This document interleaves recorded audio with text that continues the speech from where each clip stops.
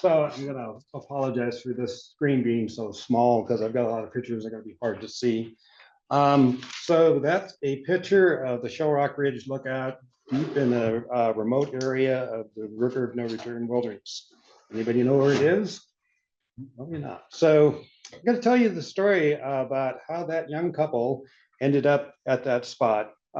This picture was taken in 1980, so that young couple is no longer a young couple. And I'm going to tell the story about what happened to him just a couple of days after this picture. A little louder. You can use this. What's that? Little louder. A little louder? You Sorry. need to be a little louder. Okay. You can Nay, click on nay. the slide or use this arrow. Okay. So, okay, I was going to. Otherwise, I don't know why it's not going. There is something wrong with this. Okay, you can click on the screen. Okay, I can give this talk from this one. I was going to give the talk from the other side. But so, so I met Pat in the forestry program at the University of Idaho forestry building. Turnaround's probably over there.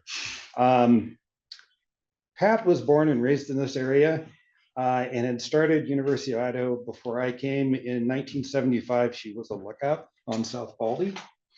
In 1975, I came with the CPTPA. We met in the forestry school. We got married in the fall of 1978 and graduated in the spring of 1979.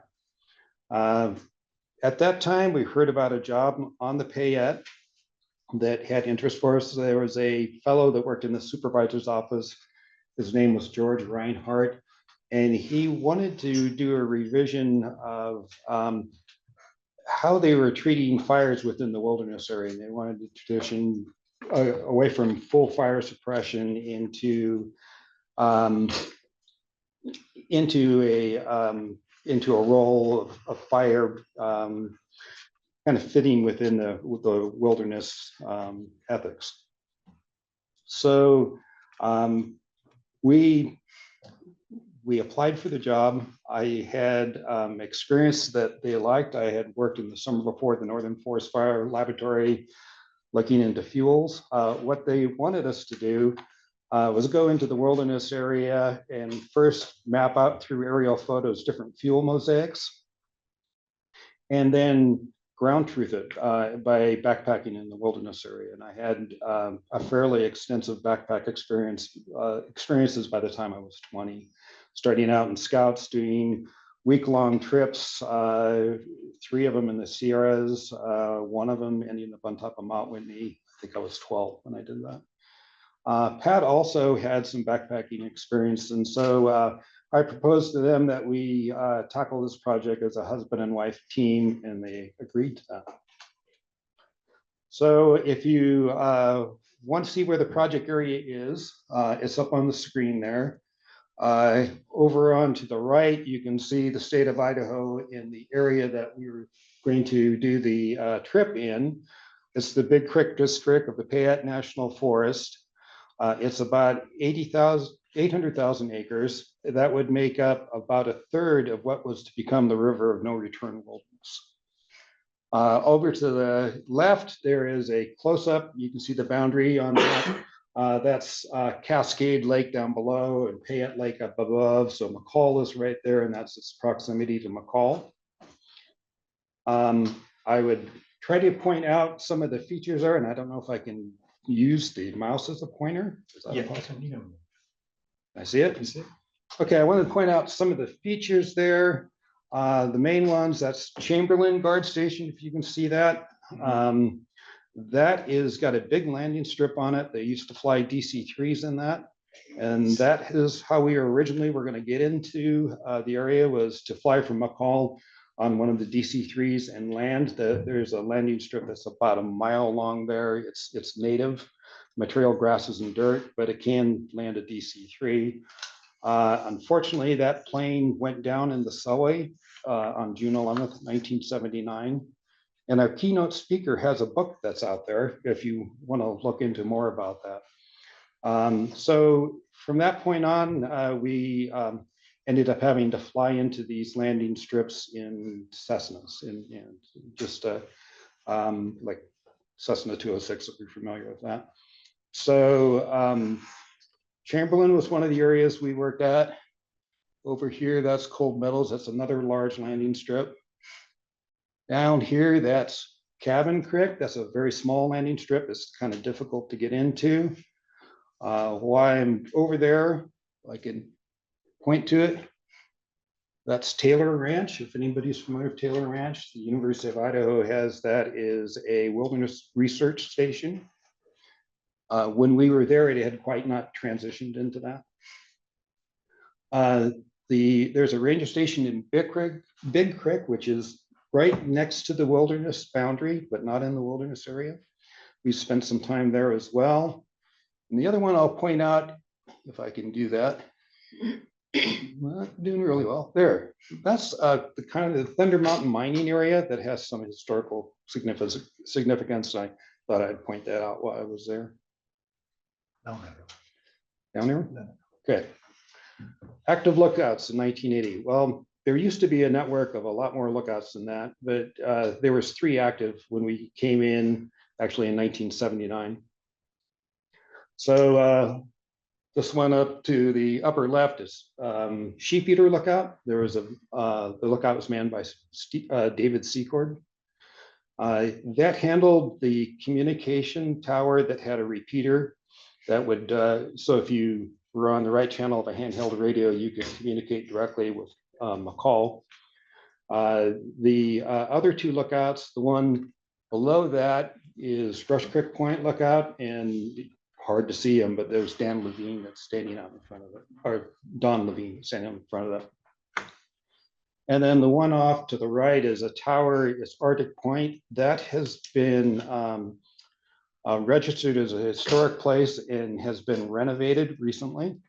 And there's a YouTube video on that if you want to look into that a little bit more.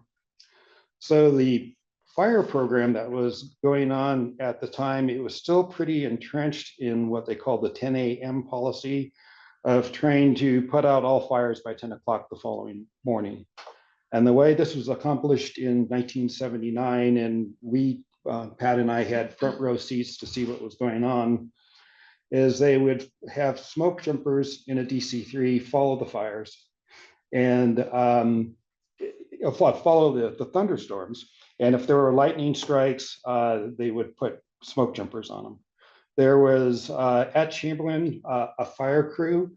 They referred to themselves in jest as the Chamberlain mop-up crew. They rarely went on initial attack. Also at Chamberlain was the fire management officer, Ed Allen, and his family. He had his family out there, a couple of horses. He did some packing, but there was a packer, a Forest Service packer, his name's Clem Pope, who is pretty famous in the wilderness arena in terms of managing trails and whatnot. And there was a 2-person trail crew. Over at Cold Meadows, there was some caretakers, Rolf and Margaret, just 2 people there. Down at Cabin Creek, there was 2 caretakers there, Al and Rita remain. And over at Taylor Ranch, there was the caretakers there, Con and Tina Horahan. In Big Creek, Assistant Fire Management Officer Lee Jensen, and he had a fire crew there as well. But pretty much all the fires were being put out by smoke jumpers. And there was a very strict following of the 10 a.m. policy, regardless of the conditions. If there was any fire, they would go out and put it out. So an example of this is some communications that went on that we listened to with the lookout on Arctic Point. He was talking about a lightning strike. He saw smoke from it, but there had been heavy rains and he wasn't sure that it was still active. And he made the comment that perhaps you don't need to drop people on it. And he was immediately cussed out over the radio that wasn't his call. And so very, very strict adherence to the 10 a.m. policy going on at that time. Our project, we were going out to try to collect the data that they could use to have a management plan to change how they managed fires in the wilderness area. Yeah. Doesn't work.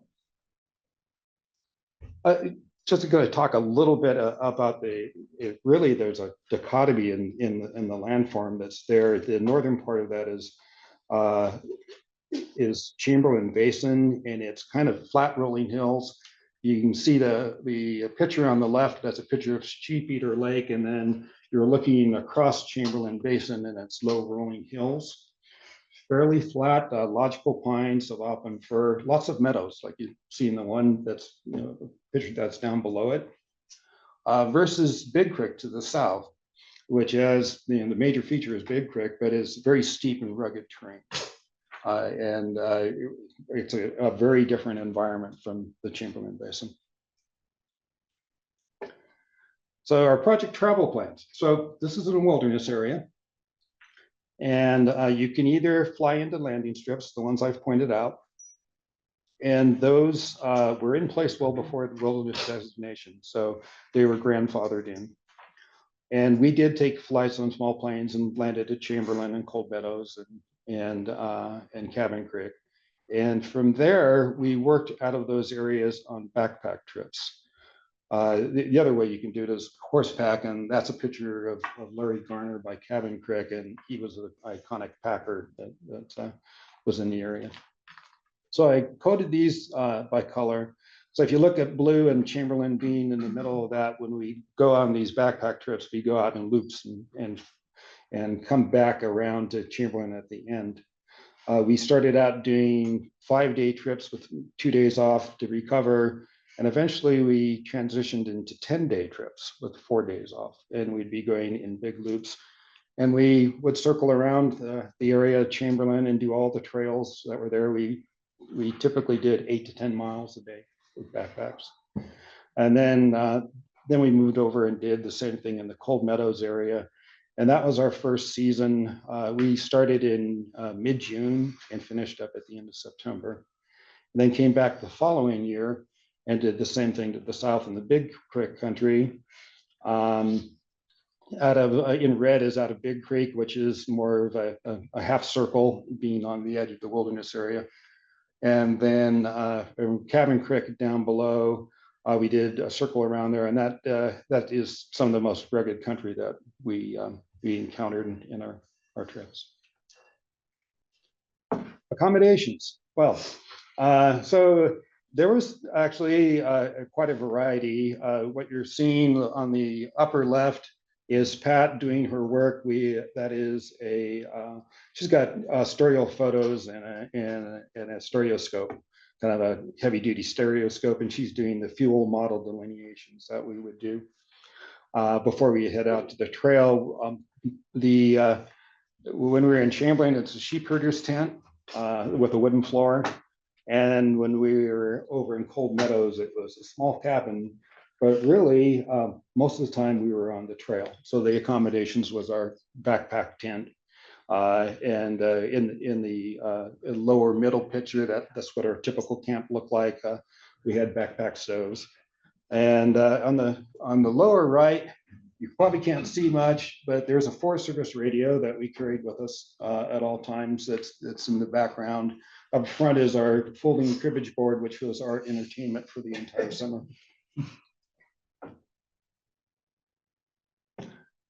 Rock rabbits or pika, if you prefer. So we made a futile attempt to take pictures of pika without a telephoto lens on our camera. And so we tried to get up very close. We got a halfway decent picture of that. Over on the right, you can see some of the hay that, if you're familiar with pika, they cut hay and store it for the winter, and they overwinter in the rocks. That's typical pika habitat, all those rock fields. And there was a lot out there, and they provided some entertainment for us. So I thought I'd include them in the discussion. Go a little bit on historical use. Indigenous people lived in the area for several thousand years, and there was a bit of a skirmish. They called it the Sheep Eater Indian War. They referred to the Indians in the area as the Sheep Eater Indians. The skirmish took place in 1979. The military went after him because of some rumors that they had slaughtered some Chinese miners. I don't know if that was true. No one really knows if that was true, but the military pursued him in some rugged terrain and had a very difficult time. One person was killed in the skirmish. It was a US soldier. His name is, I think, Egan, Private Egan, and he is buried not too far away from the Taylor Ranch at a place called Soldier's Bar, and there's a monument there. It had limited use by explorers and fur traders. It's not a big part of the history. There was mining and prospecting, which started with the gold being discovered in the Purus area and trickled down through there. There was some minerals found, not a lot. There. Okay. there was some homesteading and some grazing in the early 1900s to 1960s. That was done in conjunction, really, with a short boom of mining in the Thunder Mountain area. That lasted only 10 years.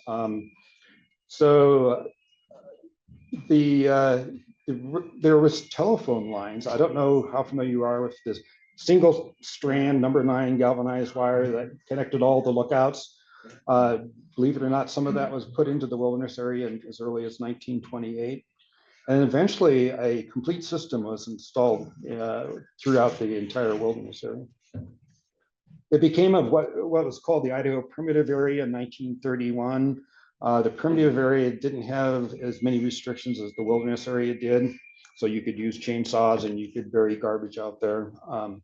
But eventually that changed with the Wilderness Act in 1964. And it was stated in that Wilderness Act that the Idaho Primitive Area would be evaluated for wilderness potential. And that changed some of the management and became more in line with traditional wilderness management. There was a lot of CCC trails built in the 1930s. Most of the trails in the area were built by the CCC. A lot of lookout towers were built in the 1930s as well, and the landing strips that we were talking about in the 1930s by the CCC. The 10 a.m. policy went into effect in 1935. That had a pretty major influence on the activities and the fire suppression activities and all the network of lookouts were put into play. Became part of the River of No Return Wilderness in 1980. So when we first worked in 79, it was a primitive area. When we came back, and next year was the wilderness area. There really wasn't any change in how things were managed. They were preparing it to be a wilderness area.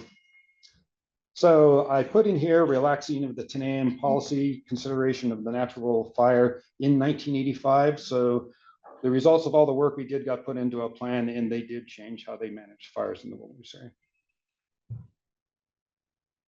area. So there's a picture of some of the petroglyphs.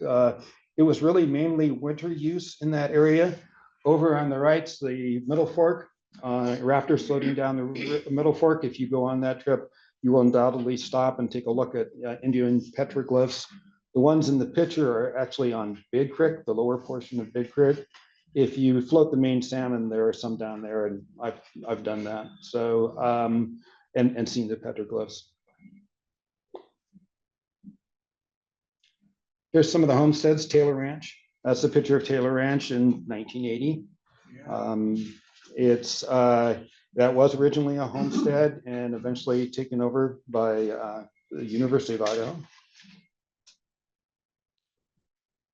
This is Conhorhan haying, the hay field that's there, and they would put hay up to feed their stock, all using traditional means.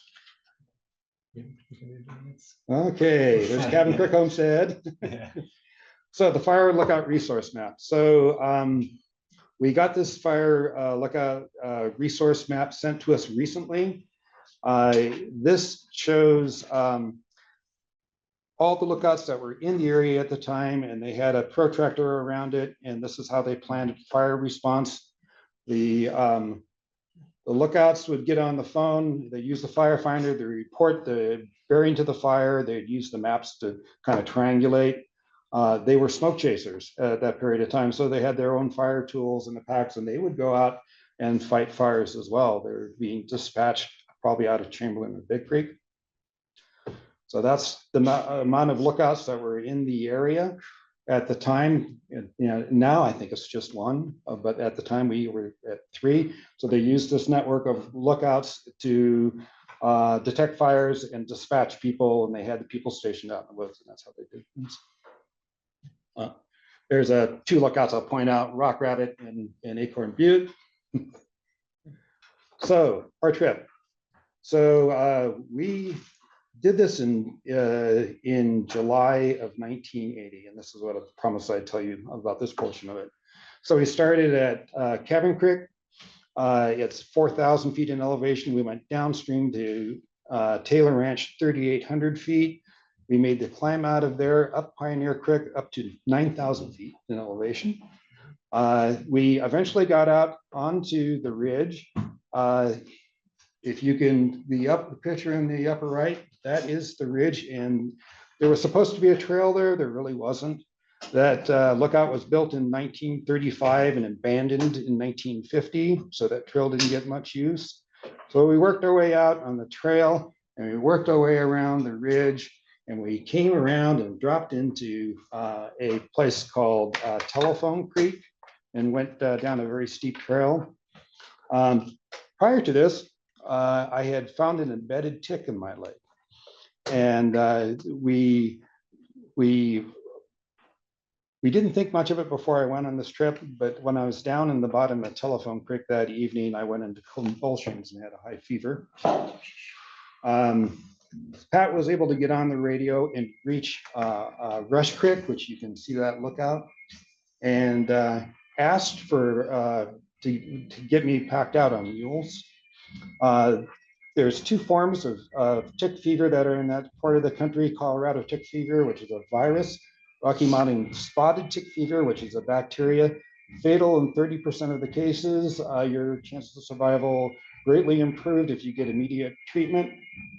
They instead called for a helicopter to be flown in, and so the issue that we had was they couldn't land the helicopter down in the creek, and so we had to hike up the steep trail 3.5 miles to get to the helicopter.